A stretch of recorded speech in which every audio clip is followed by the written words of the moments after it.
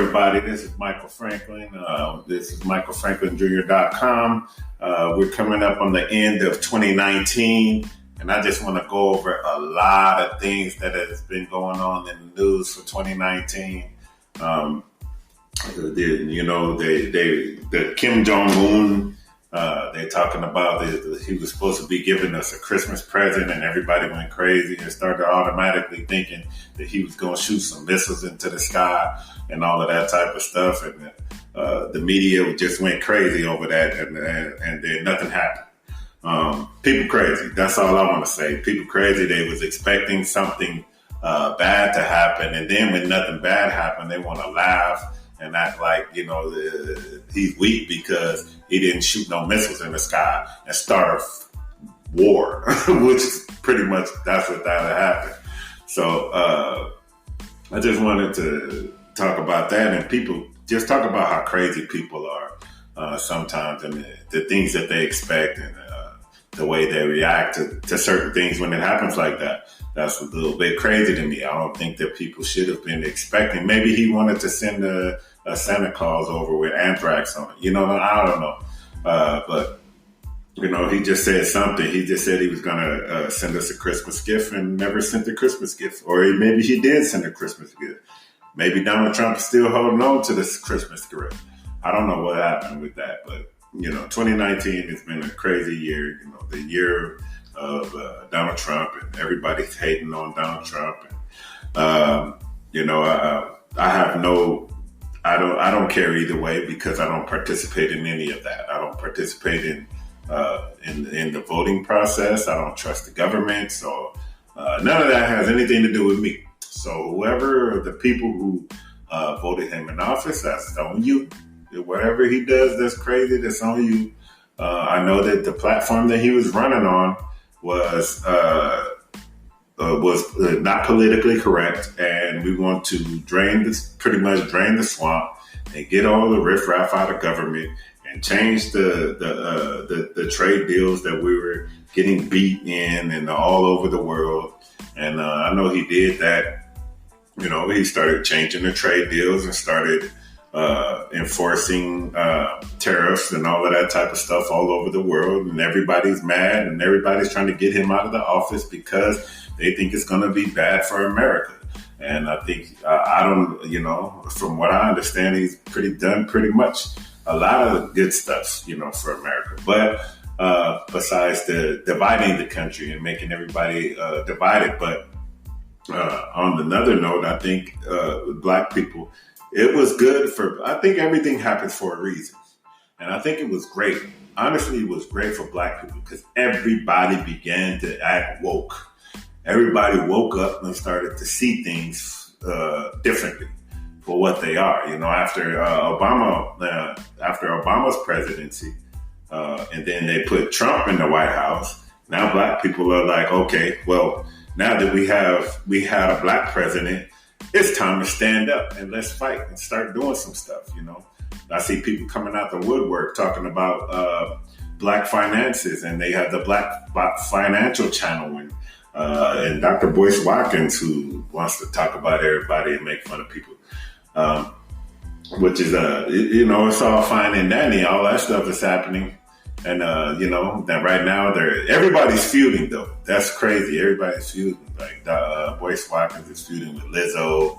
Russell Simmons and 50 Cent is feuding with Oprah.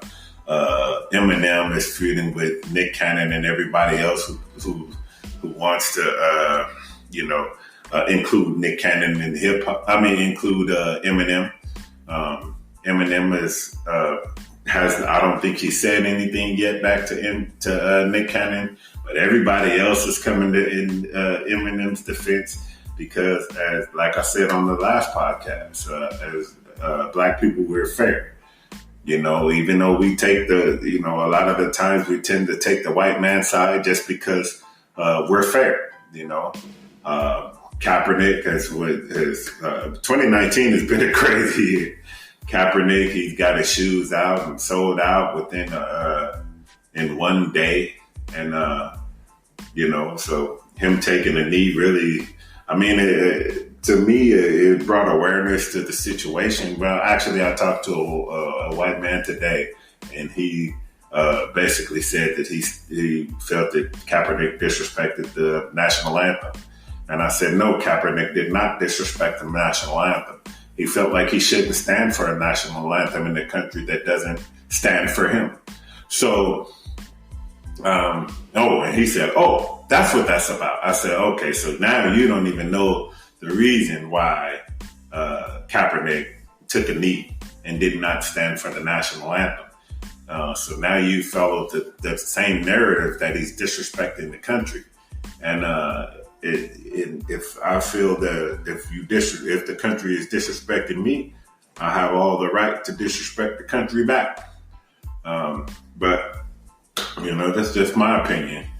But we also have, like I said, 2019 has been a very crazy year, and it's coming to an end. We're going into 2020, and we're gonna see what that's like. I hope that everybody gets it together, and that all of us Black people, African Americans, we come together and start owning our own stuff. I looked up and we actually found some Black-owned shoemakers, and we're really supporting them right now. So go to my website, michaelfranklinjewelry.com. You will see, some shoes on there. You should try them, check them out.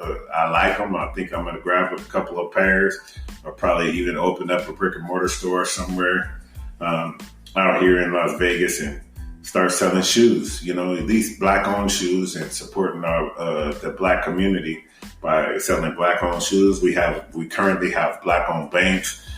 We have a few Black-owned schools that are about to happen.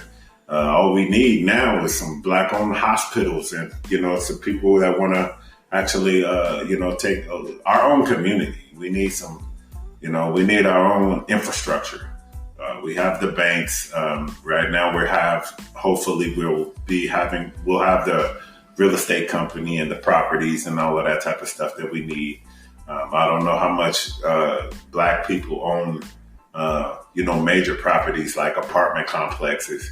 But that's what we really need to get into, is owning apartment complexes and grocery stores and a lot of good stuff like that. Once we own our own grocery stores, because I know that the Mexicans have some very beautifully designed grocery stores that actually look like places in Mexico. I don't know what type of grocery stores we would have. Maybe some African grocery stores, and I know that right now us as Black people, we have a big push on this Egyptian stuff and Egyptian rhetoric, and following the millions of gods and stuff like that they follow, which is crazy. Ra and the eye of Horus, and opening the third eyes and all that type of crazy stuff. And I don't want to go back to Egypt. In my Bible, it says that we escaped from Egypt, and I don't want to go back. So Egypt was a crazy place. We were slaves in Egypt, and then we were slaves in the United States, and we finally become free. Now you want to go back to Egypt? I'm cool. I don't want to go back to Egypt, and I don't want to represent nothing that has anything to do with Egypt. I seen the Cleopatra movie. I never heard of Cleopatra personally, but I seen the Cleopatra movie. Maybe it was based on somebody else who was in the Bible, but I don't really remember hearing about actual Cleopatra in the Bible. And I'm a Bible man. I believe in the Bible literally, and the things that happen in the Bible, that's just the way I feel, and that's just personal to me. I'm not going to try to convince nobody to believe in the Bible, because it honestly says that straight is the gate and narrow is the way that leads to salvation, and few there be that find it, and broad is the road that leads to hell and damnation, and many will go therein. So if you don't believe in the Bible, that's understandable. I understand, because everybody's not meant to make it. Everybody's not meant to go in. So I plan on being one that is. So you know. So, but yeah, we've gone through a lot of stuff. Shout out to Lizzo. I wanted to say shout out to Lizzo, but I think Dr. Boyce Watkins, when he's talking about Lizzo, he's a little harsh, but for the most part, he's right. We need to teach our community not to be Sambos. There's a lot of Sambos out there that they just want to put their face in front of the camera and get to dancing for these white people and doing it, and they think that it's cool. We got Megan Thee Stallion out there just twerking everywhere all over the place. She even got Nicki Minaj trying to twerk and her booty don't move. So it's like crazy, I feel I felt really bad about the little situation with Megan Thee Stallion and Nicki Minaj. It was a very sad video, the Hot Girl Summer. And, they had the thought movement and all of that type of stuff. It's just a lot of stuff going on that, I have my own opinion on. And a lot of stuff, I don't like it. I don't like, the way the music is going these days. I was sharing with my son, old hip hop. A lot of the old hip hop music, like really old, like Grandmaster Flash and the Furious Five, and the Message and the movie Beat Street and all of that type of stuff, which takes you way back to towards the beginning of hip hop, and they really had messages, and it was like prophecy. It was telling you everything that was going to happen. It was telling you everything that was happening at the time and things that were going to happen. And it was the message was amazing. The old hip hop song from Melly Mel, Grandmaster Flash and the Furious Five for the Message. The Message from Beat Street. You guys should go back and check that out. I'm going to leave a link to that probably when I post this on YouTube. I'm probably going to leave a link to those so that you guys can go back and check out those videos. Really, check out those videos. Listen to what listen what Melly Mel is saying. And Melly Mel, he even got some newer stuff that's pretty deep. Even talking about hip hop, because he doesn't like the way hip hop is going. He doesn't like the way the black community. We're doing a dance, we're just dancing and making all of these white people all of this money and not owning anything for ourselves, not making anything for ourselves, and not keeping anything for ourselves.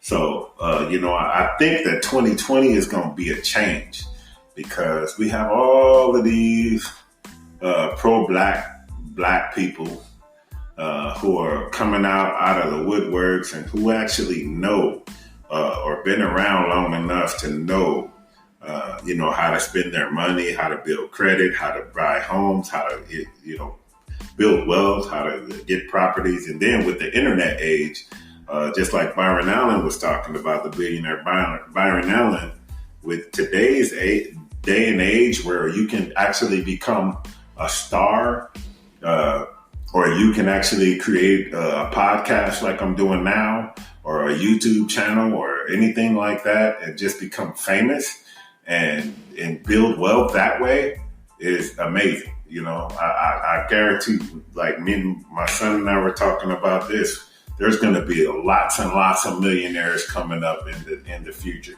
And so I think 2020 is going to be definitely another a great year for us. Great year for the black community. I don't think we're going to end up going out to zero or, ending up exterminated. I think we're actually going to probably take over a lot of stuff because our gifts and our talents that we have are insurmountable. I could say that even seeing Simone Biles, how she's dominating the gymnastics.